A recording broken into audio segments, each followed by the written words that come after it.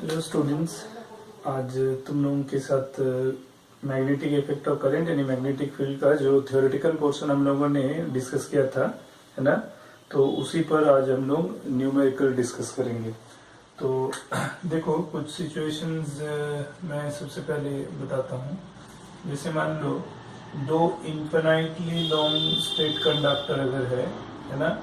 दो infinitely long straight conductor है और दोनों में मान लो आई करंट है सेम इन डायरेक्शन, ठीक है। और एक पॉइंट जो कि equidistant from both the straight wires है, अगर मैं दोनों साइड से उस रिक्वायर्ड पॉइंट का डिस्टेंस अगर ए ले लूं और उस पॉइंट को आइडेंटिफाई करूं पी, तो मुझे मान लो डिस्कस करना है कि मैग्नेटिक फील्ड एट पी। तो being both are infinitely long, जैसे कहा कि दोनों अगर इन्फिनिटली लॉन्ग है तो इन्फिनिटली लॉन्ग कंडक्टर के लिए at a shortest distance from the straight conductor we know the magnetic field value is mu not I by कितना बोलो 2 पाई ए, है ना। जनरल फॉर्मूला क्या था, mu not I by 4 pi A sine alpha plus 5 sign beta. जब मैंने बताया था कि जब दोनों एंड इन्फिनिटी पर होगा with respect to required point तो अल्फा बीटा दोनों 90 होता है और तब क्या हो जाएगा वो साइन 90 प्लस साइन 90 यानी 2, तो कट के हो जाएगा म्यू नॉट आई बाई 2 है। तो देखो अब जो हम लोग डायरेक्शन कॉन्सेप्ट में देखेंगे, ड्यू टू दिस करंट जो अपवर्ड जा रहा है फर्स्ट कंडक्टर में, उसके वजह से पी पॉइंट पर मैग्नेटिक फील्ड कितना होगा। तो इसको अगर हम लोग कंडक्टर ए मेन है ना, और इसको कंडक्टर पी तो दिया हुआ है, इसको एस टी अगर कह दें तो ये दो कंडक्टर को आइडेंटिफाई कर रहे हैं, एम एन और एस टी दोनों इन्फिनिटली लॉन्ग है। तो मैग्नेटिक फील्ड एट पी, ठीक है, वो देखो इसके लिए पहला के लिए हो जाएगा म्यू नॉट आई बाई 2 पाई, है ना, 2 पाई ए, म्यू नॉट आई बाई 2 पाई ए। इसका डायरेक्शन होगा कैसे लिखेंगे, इनटू, ठीक है, प्लस मैग्नेटिक फील्ड दूसरे के लिए उतना ही होगा म्यू नॉट आई, क्योंकि करंट सेम लिया डिस्टेंस भी सेम है, 2 पाई ए और उसका डायरेक्शन आउटवर्ड। तो यानी कि नेट मैग्नेटिक फील्ड हो गया 0, यानी दोनों इक्वल। एक इनवर्ड अगर पॉजिटिव है तो आउटवर्ड नेगेटिव, तो यानी कि नेट मैग्नेटिक फील्ड 0 हो गया। यही अगर हम लोग डिस्कस करें कि यही दो कंडक्टर मान लो ले लेते हैं, बोथ आर इन्फिनिटली लॉन्ग, ठीक है, दोनों इन्फिनिटली लॉन्ग है, दोनों में सेम डायरेक्शन में आई करंट फ्लो कर रहा है, ठीक है। दोनों के बीच में मान लो डिस्टेंस ऑफ सेपरेशन 2a ले लेते हैं और फिर यहाँ एक पॉइंट ले लेते हैं P which is a distance from the closest wire. फिर से मान लो इसको आइडेंटिफाई करते हैं एस टी, इसको आइडेंटिफाई करते हैं एम एन, है ना। तो being 2 are infinitely long you can see the magnetic field. Now magnetic field इस केस में क्या होगा, magnetic field at P due to both wires, दोनों वायर्स के लिए, due to both wires are direction wise, है ना। देखो दोनों वायर के में जो करंट है दोनों के लिए मैग्नेटिक फील्ड पी पॉइंट पर inward direction wise into the plane, ठीक है। तो यानी कि net magnetic field, therefore net magnetic field at P due to both the wires can be obtained by the addition of the magnetic field found over there. यहाँ जो direction magnetic field होगा inward होगा, उसे इसको cross से दिखा सकते हैं। तो एक वायर के लिए वो हो जाएगा mu not I by 2 pi A plus दूसरे के लिए हो जाएगा mu not I by 2 pi into 3a। बात समझ में आया, क्योंकि यहाँ से इसका डिस्टेंस कितना 2a प्लस है 3a और क्लोजेस्ट वाले से a दोनों के लिए इन्वर्ट हो गया, तो दोनों को जोड़ देंगे तो देखो हम लोग लिख सकते हैं mu not I by 2 pi a common, तो ये हो गया कितना 1 प्लस 1 बाई 3 यानी 4 बाई 3, ठीक है। तो 4/3 of mu not I by 2πa, और in other words 2/3 of mu not I by πa, है ना। इतना टेस्ला इनटू द प्लेन। समझ में आया? इस तरह से हम लोगों को मैग्नेटिक फील्ड निकालना है।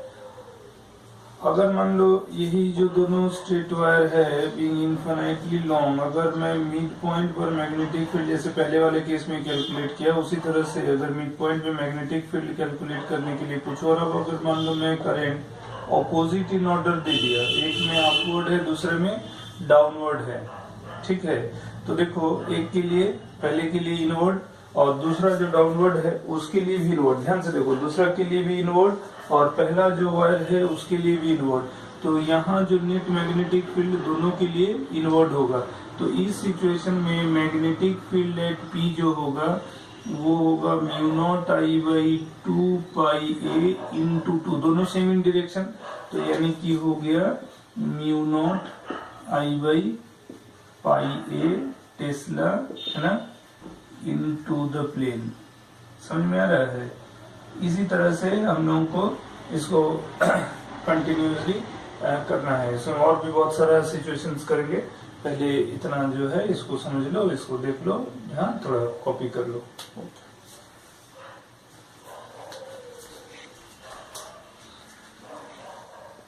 ज्योमेट्री के लिए डिस्कस करेंगे relating to the straight current carrying conductor.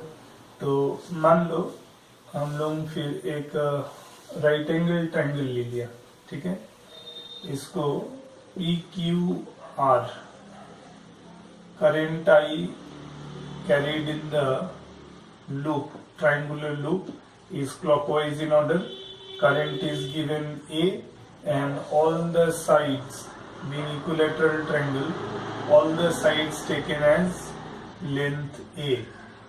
तो क्या हो गया, ये एक equilateral triangle, equilateral triangle PQR, है ना। तो O is the mid point. हम लोगों को मैग्नेटिक फील्ड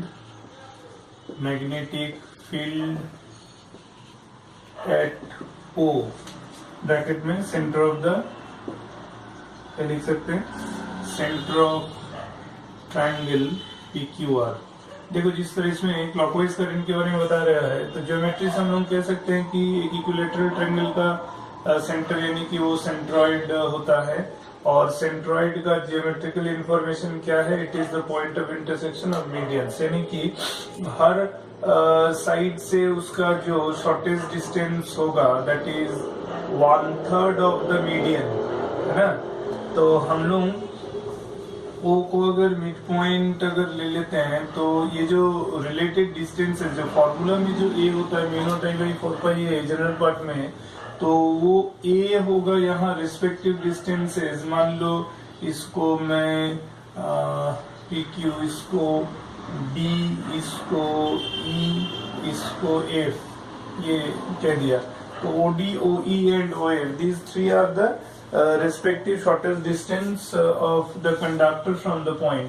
तो ये जो since लिख सकते हैं ना, OD बराबर OE बराबर OF, ठीक है, ये कितना होगा बोलो, ये मीडियन जो है सेंट्रॉइड मीडियन को 2:1 में डिवाइड करता है। तो हम लोग इसको लिख सकते हैं in one word, this is 1/3 of median.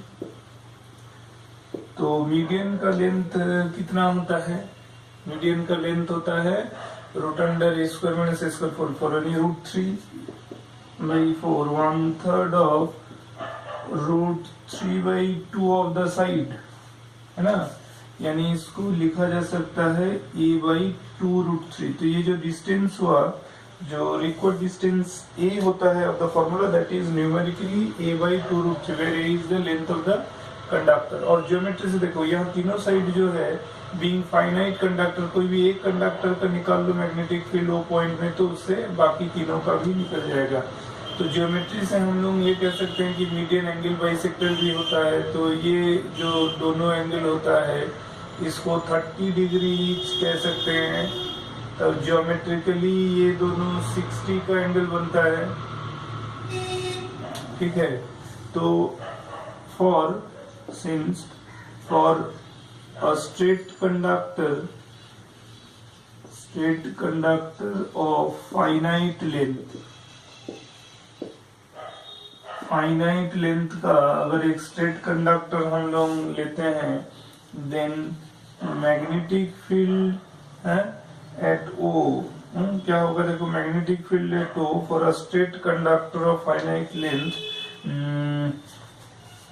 As, मान लो यहाँ वो फाइनाइट कंडक्टर को क्यू आर ले लिया, for example Q R for a straight conductor of finite length as Q R, then magnetic field at ओ ये हो जाएगा mu not I by 4 pi into shortest distance which is a by 2√3 that into general form जो है sine alpha plus beta, वो यहाँ sign 60 plus sign 60 होगा, ठीक है।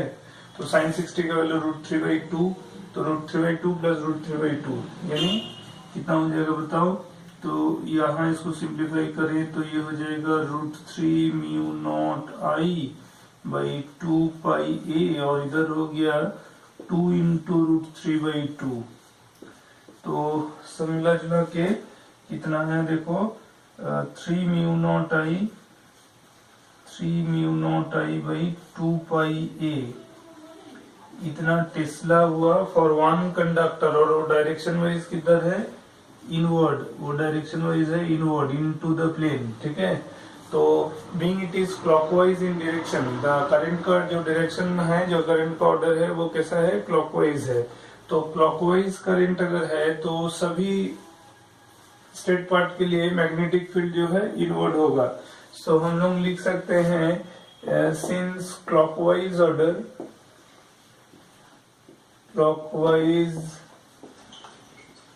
order of current means magnetic field value at O must be inward in direction, है ना, must be into the plane, and since magnetic field तीनों के लिए बराबर होगा, so therefore net magnetic field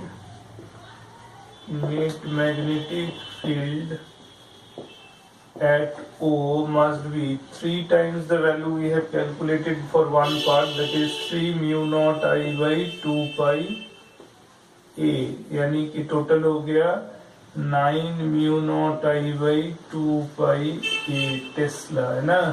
तो ये हो गया magnetic field at the centre of a circular at the center of a clockwise enclosed conductor which is carrying clockwise current, and that loop is an equilateral triangle. इसी में थोड़ा difference किया जा सकता, मान लो हम लोग इसको ऐसे डिस्कस अगर कर देते कि ये एक PQR ऐसे है मान लो, और अब हम लोग एक करंट इनफ्लो को P पे और करंट आउटफ्लो को R पे दिखाते, और अगर कंसीडर करें E resistance of all three straight wires, resistance of all three straight wires are uniform, are same, then magnetic field at O, मान लो उसको O पॉइंट दे दे, तब magnetic field at O क्या होगा, ये मान लो निकालना है हमको। तो अगर हम मान ले कि अज्यूम कर ले कि I be the current flowing into the loop through the junction P and it is leaving out then through the junction R, that too is I। अब देखो यहाँ क्या होगा, करंट I जो कि ये दो ब्रांचिंग होगा उसका, ये ब्रांचिंग जो P से आ जाएगा वो थ्रू Q जाएगा और ये डायरेक्टली P2 आ जाएगा। करंट यहाँ स्प्लिट कर जाएगा, लेट I1 I2 है ना। अब यहाँ देखना है कि रेजिस्टेंस बिटवीन P2R, देखो स्टेडी स्टेट सर्किट में हम लोग जानते हैं P2R का पोटेंशियल डिफरेंस जो है वो सेम होगा, आइदर उसको PQR पाथ के लिए डिस्कस करे या PR पाथ के लिए डिस्कस करे, है ना।